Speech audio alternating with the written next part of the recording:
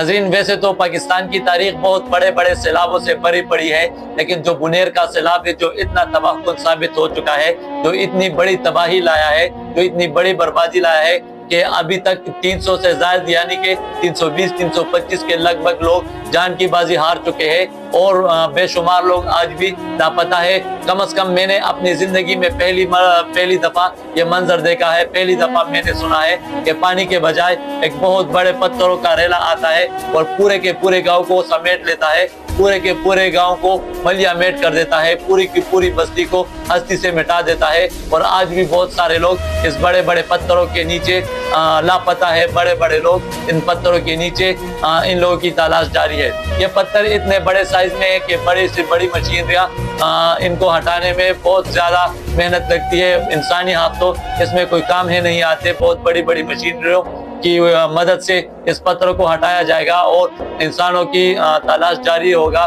क्योंकि बहुत सारे लोग अभी भी मिसिंग है, बहुत सारे लोग अभी भी उनकी तलाश जारी है। तो मेरे तमाम पाकिस्तानियों से यही खास है कि वो बुनेर में जो लोग जाते हैं सिर्फ इस मकसद से जाए कि वहाँ पर आपने इमदाद करनी है या वहाँ पे उन लोगों की आपने आवाज़ बननी है। सिर्फ वीडियोस बनाने के लिए या वहाँ का नज़ारा करने के लिए ना जाए, क्योंकि आप लोगों की वजह से वहाँ पे रश भी बन जाते हैं और लोगों को इमदादी सरगर्मियों में रुकावटें सामने करने का मसला पेश आता है।